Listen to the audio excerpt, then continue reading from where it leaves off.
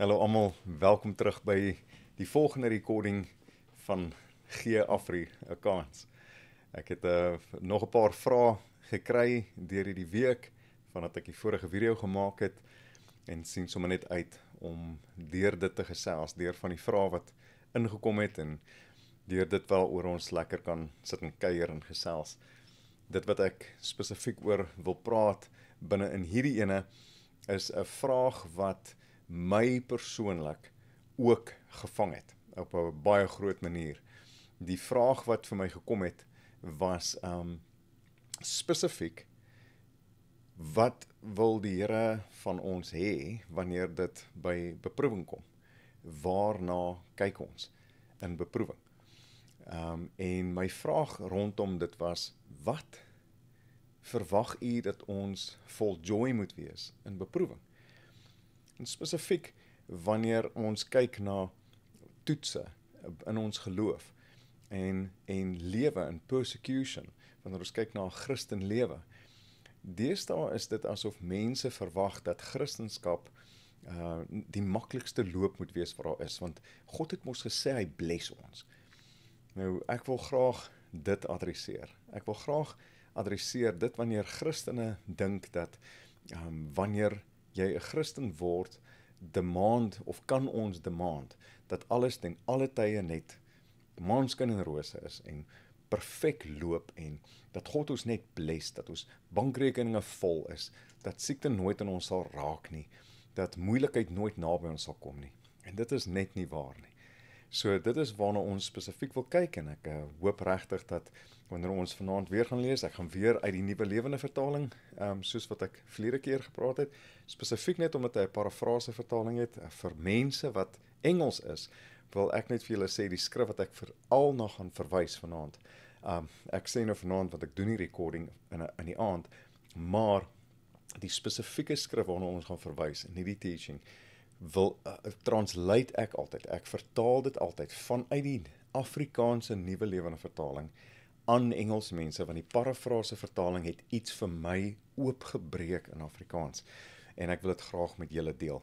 Okay, so ek wil vinnig net vir julle wys, dit waaroor ons gaan gesels, Gee Afrikaans, wat bly wees oor beproewing. En ek wil daarom spesifiek kyk na die teaching uit Jakobus 1 en dan ook 1 Petrus 1. Dis waartoe ons gaan. So ek wil baie graag met julle gesels rondom hierdie twee spesifieke skrifte en hoekom ek dit wil gebruik as 'n voorbeeld. Ek wil vinnig met julle gesels rondom 'n spesifieke studie wat ek een keer begin het. Ek het vir die Here gevra, waarna kan ek volgende gaan in die Bybel? Wat kan ek volgende bestudeer? En die Here het baie pertinent vir my uitgelig. Vat die boek van Jakobus en dissect hom. So gaan deur die boek van Jakobus. Ek het die boek van Jakobus gevat en ek wil vinnig vir julle sê die spesifieke Engelse vertaling wat ek dink die NIV spesifiek is wat ek nou gaan quote. Hy begin uit deur te sê, "Dear brothers and sisters, whenever trouble comes your way, let it be an opportunity for joy.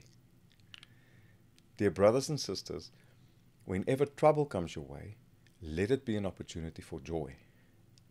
For when your faith is tested, your endurance has a chance to grow. So let your endurance grow, for when it is fully developed, you will be strong in character." Nou, ek wil graag hê julle moet weet, ek weet ons gee Afrikaans, maar ek gaan dit lees in Afrikaans in die Nuwe Lewende nou, maar ek wil net hê julle moet die sinnetjie hoor wat my gepootjie het. Dear brothers and sisters, whenever trouble comes your way, let it be an opportunity for joy. Ek weet nie van julle nie, maar toe ek dit die eerste keer gelees het, het ek gewonder of Jakobus regtig hoe dit was. Dit is 'n sinnetjie wat nie sin maak nie. Whenever trouble comes your way, let it be an opportunity for joy. So, ek dink die eerste ding wat ek wil sê, en ek gaan twee Engelse woorde gebruik hier, ek dink wanneer ons dink oor joy, dan dink ons in terme van die emosie van happiness. En dis twee verskillende goeders. So ek wil spesifiek dit uitlig voordat ons begin. Nou wil ek 'n ander ding vir julle sê. Toe ek die boek van Jakobus deurgelees het, was daar 'n paar goeders wat ek binne in hierdie Bybel gedoen het, is Ek het spesifiek soos wat ek deur het gelees het ek highlights begin maak. Hierso is Jakobus spesifiek, daar soos van die highlights wat ek begin maak het, en soos wat ek deurgegaan het, het ek by 'n spesifieke skrif gekom en ek het 'n highlight gemaak hier aan die regterkant en dit nogal gemerk en gedog, "Sjoe, hierdie is sterk gesê." Omdat dit verwys het na 'n Spreuke. En toe wat gebeur is, toe ek klaar is met Jakobus, toe dog ek, "Joh, dis nogal dit was baie lekker intens geweest. Ek het dit gelove." En die volgende aand sit ek met die Here en ek vra, "Waar kan ek aangaan? Wat kan ek volgende bestudeer?" En hy sê, "Vat die boek, gaan net aan in die Bybel." En die volgende boek in die Bybel is Petrus, 1 Petrus. So ek gaan toe aan en ek lees 1 Petrus en dit fascinate my toe. Die Engelse woord fascinate, dit gryp my. Want skielik toe ek na die Bybel kyk en ek gaan wag het gou. Hierdie is 2 verskillende skrywers. Ek weet nie van julle nie, as jy mens die Bybel ken, wanneer jy weet wie het wat geskryf, jy gaan na Galasiërs, Efesiërs, Kolossense, Filippense.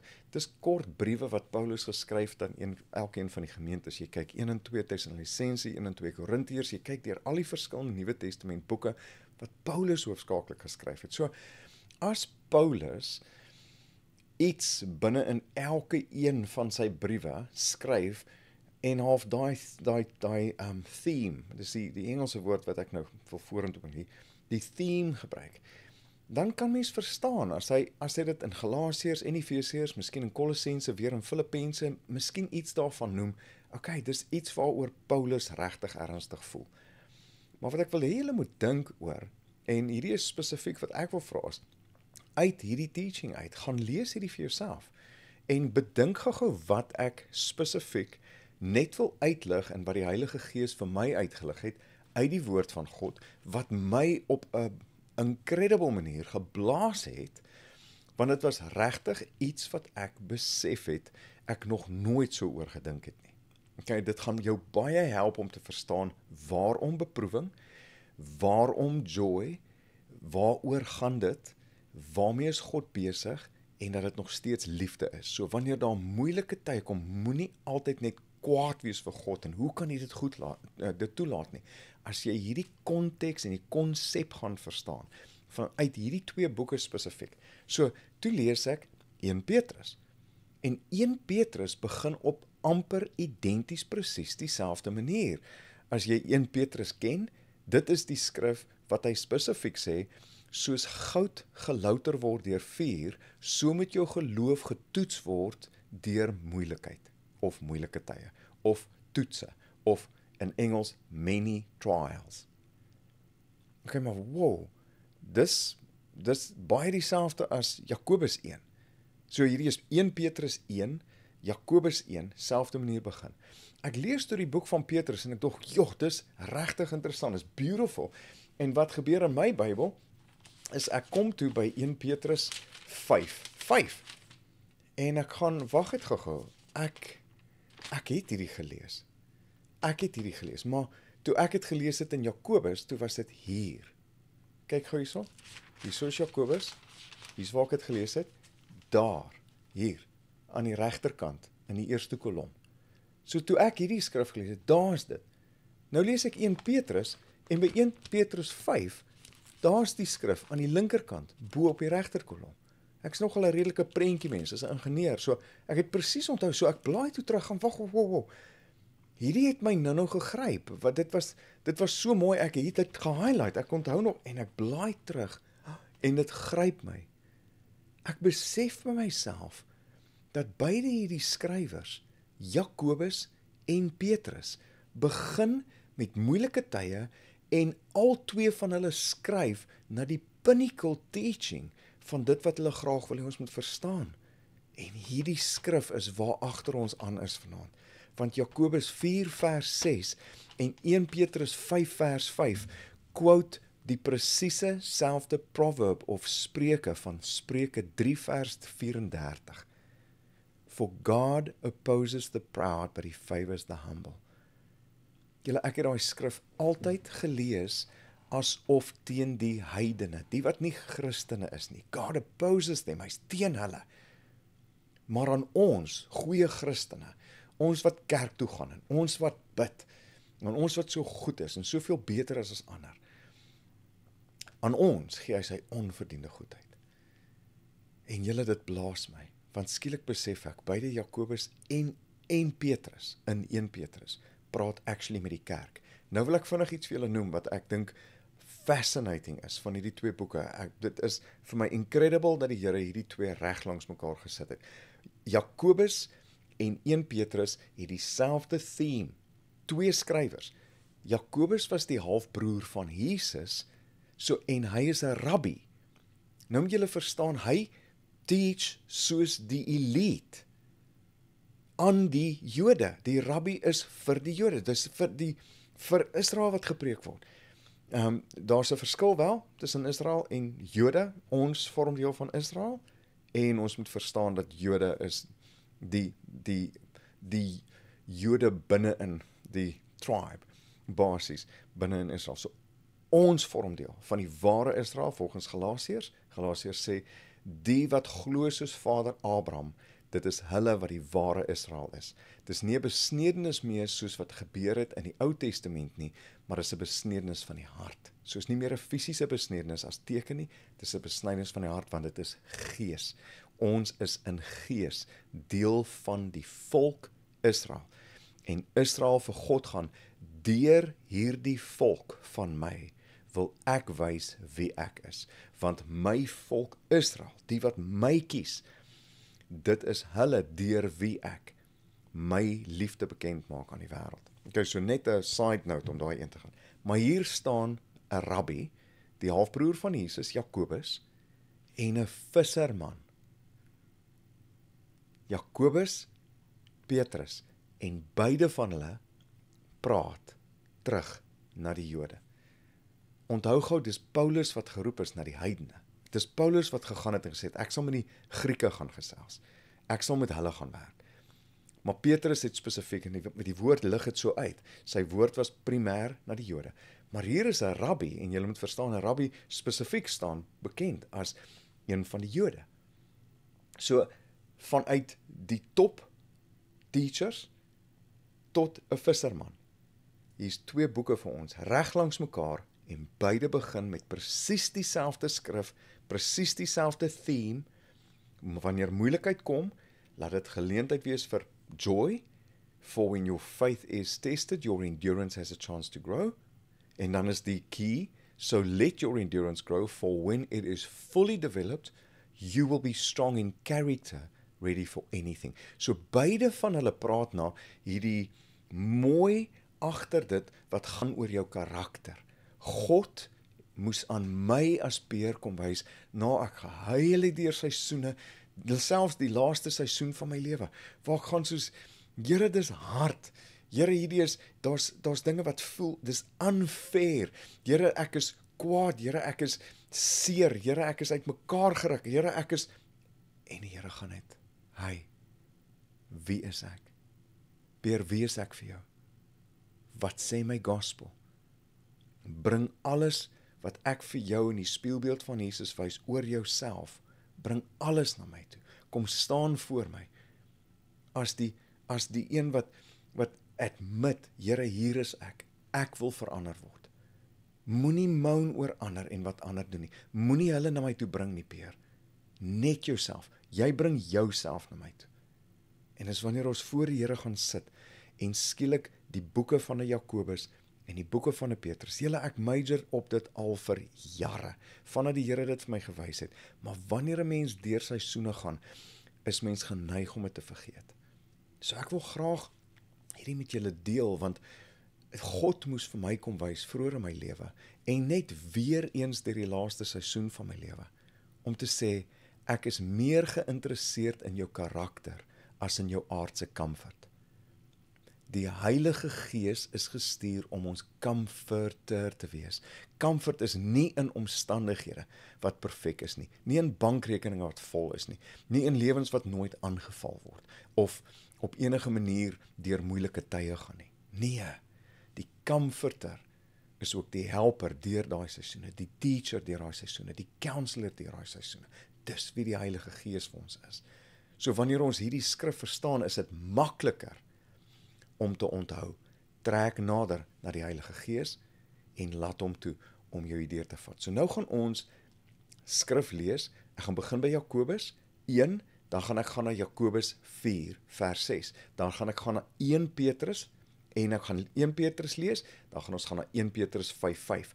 En albei van hierdie gaan ek vir julle wys waaroor dit vir die Here gaan, wanneer dit gaan by die toetse wat hy na ons toe uitgooi. Okay, so hier is dit. Kom ons hardloop deur die woord. Ons gaan na Jakobus.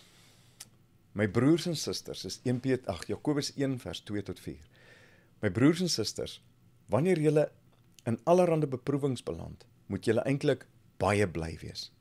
Jogg, julle, dit klink amper verkeerd, nee, maar julle weet mos, wanneer 'n mens se geloof 'n toets deurstaan, veroorsaak dit dat jy kan volhou. Julle moet egter einduit volhou. Dan sal julle lewensdoel bereik en geestelik gesond wees. Julle sal niks kort kom nie. Okay, so dis daai skrif wat ek nou vir julle in Engels gequote het. Ons gaan nou gaan na Jakobus 4. Okay, Jakobus 4 vers 5 tot 7. Ek gee 'n bietjie meer konteks. As jy die volle konteks wil kry, lees die boek van Jakobus, is 'n beautiful boek. Of dink julle dat die skrif sommer maar net sê, God wil die lewe wat hy ons gee, net vir homself hê? God is egter besig om ons steeds meer genade te gee, om aan hom getrou te wees. Daarom sê die skrif, God weerstaan hoogmoedige mense, maar aan nederige mense gee hy genade.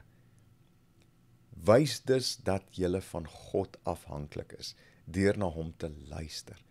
Weerstaan die duiwel en hy sal van julle af wegvlug. Weerstaan die duiwel en hy sal van julle af wegvlug. Beautiful skrif. Ons gaan aan na 1 Petrus. Onthou, nou slaan ons weer terug na 1 Petrus 1, so ons lees weer van moeilike tye, beproewings. En God sal ook julle deur sy krag veilig bewaar, sodat julle die verlossing sal ontvang, deurdat julle op hom vertrou. Julle verlossing sal in die eindtyd vir almal sigbaar word. Nou, ek dink ons sit daar. Hieroor kan julle baie bly wees. Al moet die baie beproewings julle vir 'n rukkie laat swaar kry. Die doel met die beproewings is om die egtheid van julle geloof duidelik te laat word. Julle geloof word getoets soos goud met vuur getoets word en daardeur gesuiwer word. En onthou, julle geloof is vir God baie kosbaarder as goud wat vergaan. As die toetse die egtheid van julle geloof uitwys, loop dit uit op lof en heerlikheid en eer op die dag wanneer Jesus Christus aan die wêreld geopenbaar word. En julle, ek dink daai dag is besig om baie naby te kom. Baie. Nou gaan ons na 1 Petrus 5 vers 5. Nou gaan ons dieselfde skrif lees as in Jakobus. En julle, jong manne, erken die gesag van julle ouderlinge. Trouwens, almal moet nederig in mekaar se diens staan, want God is teen die wat te veel van hulle self dink, maar die wat besef hoe afhanklik hulle van hom is, aan hulle gee hy sy genade. En daai genade, soos ons verlede week gelees het, is onverdiende goedheid. Genade, God se onverdiende goedheid. Nou wil ek vinnig 2 highlights. So ek gaan vinnig die skrifte highlight.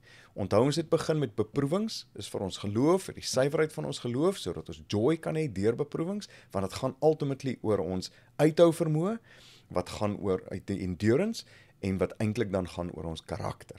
Okay, so die karakter van 'n Christen kan dan staan op die beloftes van Jesus Christus, en as julle onthou in die eerste video, vir die wat dit gekyk het, 2 Petrus 1 sê, as ons deur die beloftes van God leef, het ons deurgekry van sy goddelike natuur. 2 Petrus 1 vers 4. Maar nou gaan ons vinnig net aan. Ek wil gou hierdie 2 highlight. Daarom sê die skrif, hierdie is Jakobus 4 vers 6, God weerstaan hoogmoedige mense, maar aan nederige mense gee hy sy genade. En daar het ek ingesit Spreuke 3 vers 34. En nou gaan ons weer lees 1 Petrus 5, so kyk gou waantoe albei saamgaan. God is teen die wat te veel van hulle self dink, maar aan die wat besef hoe afhanklik hulle van hom is, aan hulle gee hy sy genade, sy onverdiende goedheid. En dieselfde skrifverwysing word daar gewys. Dieselfde skrifverwysing. Okay, so nou, hier is waaroor dit gaan. Toe die Here vir my wys, dat daai skrif, God opposes the proud, but he favors the humble, is direk geskrif in die kerk. Dis vir ons gegee. Dit is sodat godsdiens en ons kennis van goed en van kwaad stink vir God. Hy hou nie daarvan wanneer ons lewens leef wat op ons eie vermoëns staat maak en eintlik nie onnodig nie. Wanneer ons as Christene leef asof God se krag nie nodig is vir ons om goed te wees nie. Asof ons lewens leef wat dit van ons afhang om goed te wees. Julle, my lewe het gestink daarvan. Ek het groot geword met godsdiens, kerk toe gaan, Bybel lees en bid en steeds beter wees as ander mense. My lewe het opgemors wanneer dit by liefde gekom het, want al wat ek wou wees is reg. Ek wou reg wees teen ander mense. So ek kon vir hulle sê hoe verkeerd hulle is en hoe reg ek is. Totdat God my eie dualism vir my moes kom uitlig in my eie lewe, deur 8 demone wat bo op my kom sit het, deur 'n morele val in my lewe vroeg. En skielik moes ek daar uitskrik en sê, wat gaan hier aan? Nou deur lewe van daar af. Ek is al vir 38 jaar lank 'n Christen. Hierdie het my gebeur in my vroeë 20's waarvan ek nou gepraat het. So vir 'n klomp jare nou al is ek deur 'n klomp seisoene al in my lewe. En het Jakobus 1 en 1 Petrus oor en oor en oor. From one degree of glory to another degree of glory. In progressiewe regverdigheid, my verstaan van die regverdige prys van Jesus, moes ek verstaan. En so veral in hierdie laaste seisoen wat ek nou deur was, hierdie laaste jaar van my Christenloop in Christus, moes ek op 'n punt kom waar ek besef het, ek fight vir die kerk, ek fight vir dit wat reg is in 'n stad, ek fight vir my broers en my susters, ek fight vir wat ek begin besef het is, dieselfde tipe habits wat deur generasies, deur dekades al in die geestelike atmosfeer hang, al wat ek moes agterkom, is my eie trots, my eie arrogansie, my eie hoogmoed, my eie vlees, wil weer eens net in die pad kom. Want ultimately op 'n baie subtiele manier, al wat die vyand reg kry, is die vyand begin ons in te hok, en wat ons nie agterkom nie, is as ons onsself begin defend, wanneer ons onsself begin beskerm, dan maak ons nie staat op die woord van God nie. Wanneer ek ander mense begin judge as gevolg van die feit dat ek voel, hulle doen verkeerd, maar ek doen reg, en dit loop uit op gesprekke, en ek praat agter hulle rug, want ek hoor daar word agter my rug gepraat, hey, gossip bly gossip. So dit help nie, jy lig dit uit, as jy weet dit gebeur, maar jy doen dit ook, deur dit uit te lig. En so, ek moes deur 'n siftingsproses gaan, waardeur God my tot op die grond moes bring, weer eens.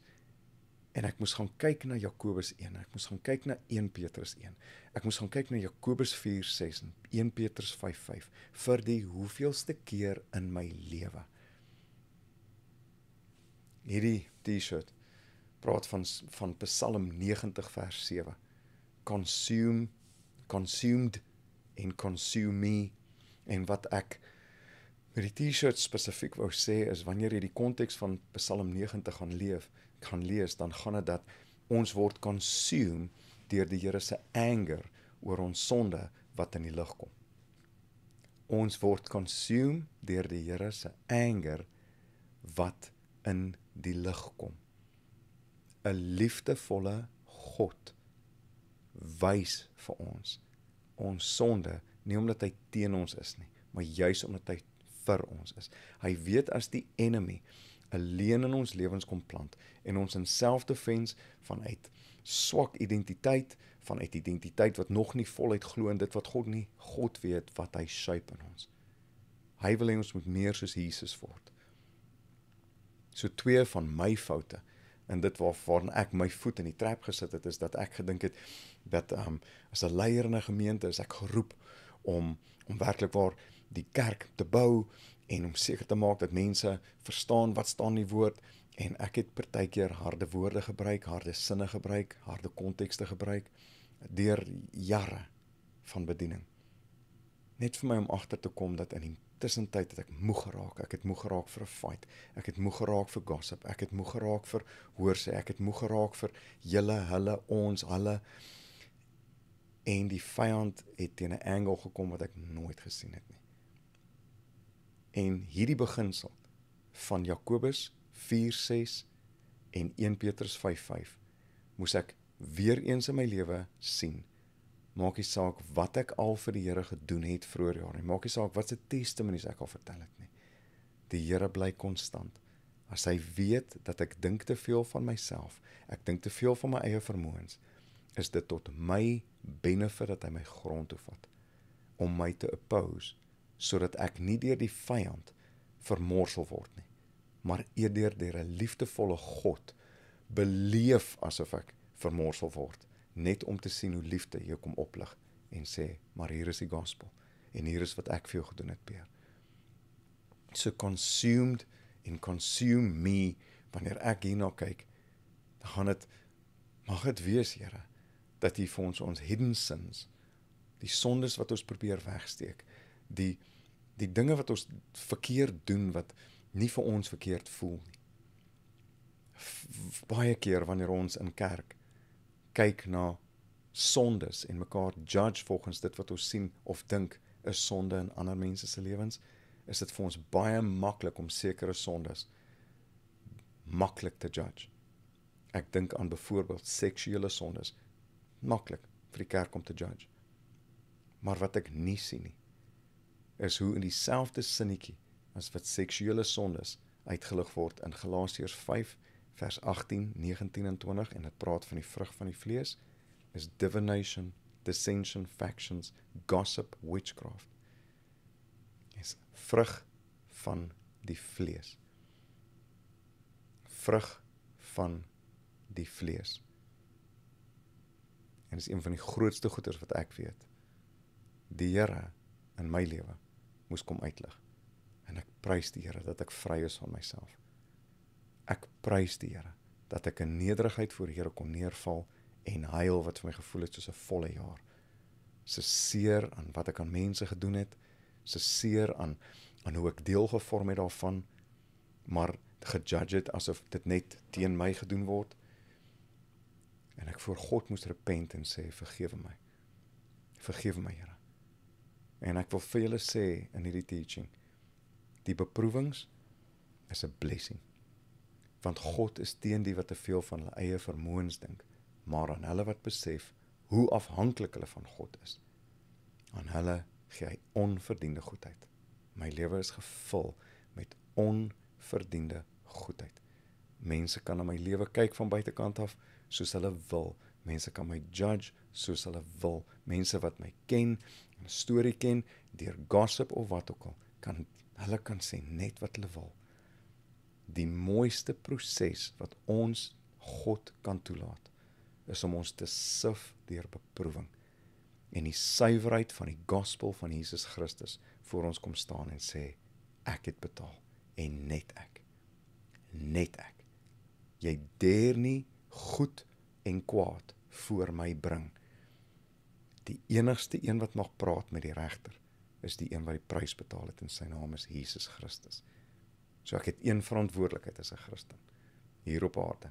Dis nie om die kerk te bou nie, dis Jesus se werk.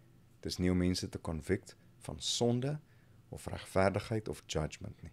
Dis die werk van die Heilige Gees. Ek het een werk, dis om lief te hê. So ek wil vir jou sê, ek is lief vir jou. En dan wil ek jou inspire. En nie daar enige iets is wat die Here in jou lewe doen. Indien jy oppositie voel op enige manier, moenie deure druk net nie. Moenie net deure druk nie.